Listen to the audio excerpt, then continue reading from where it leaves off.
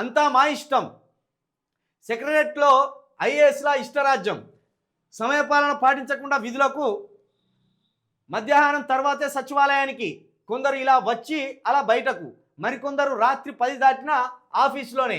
ఎంప్లాయీస్కు మాత్రం షరతులు. తాము ఉన్నంత సేపు సెక్షన్లోనే ఉండాలని ఆదేశాలు. మహిళా ఉద్యోగులకు తీవ్ర ఇబ్బందులు. త్వరలోనే బ్యూరోక్రాట్లకు ఫేషియల్ అటెండెన్స్. సెక్రటరియట్లో విధులు నిర్వహిస్తున్న ఐఏఎస్లు సమయపాలన పాటించకుండా ఇష్టానుసారంగా వ్యవహరిస్తున్నారనే విమర్శలు వ్యక్తమవుతున్నాయి. మధ్యాహ్నం 2 తర్వాత విధులకు హాజరవుతున్నారని టాక్. కొందరు బ్యూరోక్రాట్లు ఇలా వచ్చి అలా బయటికి వెళ్ళిపోతుండగా మరికొందరు రాత్రి 10 దాటిన ఛాంబర్లోనే ఉంటున్నారని సెక్రటరియట్ వర్గాల్లో చర్చ జరుగుతున్నది. తాము సెక్షన్లో ఉన్నంత వరకు ఉద్యోగులు ఇంటికి వెళ్ళొద్దని ఆదేశాలు జారీ చేస్తున్నట్టు సమాచారం. దీంతో పలువురు మహిళా ఉద్యోగులు సదరు ఐపీఎస్లపై కోపంగా ఉన్నారు. ఐఏఎస్లకు ఎందుకు మినహాయింపు? ఐఏఎస్ ఆఫీసర్లు క్రమశిక్షణకు మారుపేరుగా ఉండాలి.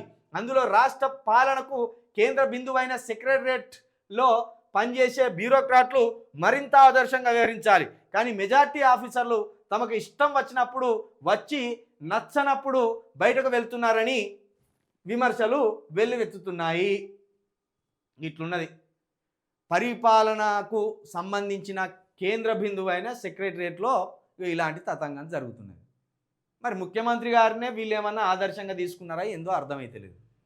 ముఖ్యమంత్రి గారే రాష్ట్రంలో ఏనాడు ఒకరోజు ఉండలేరు. ఢిల్లీ ఢిల్లీ అని ఉరుకుతున్నారు.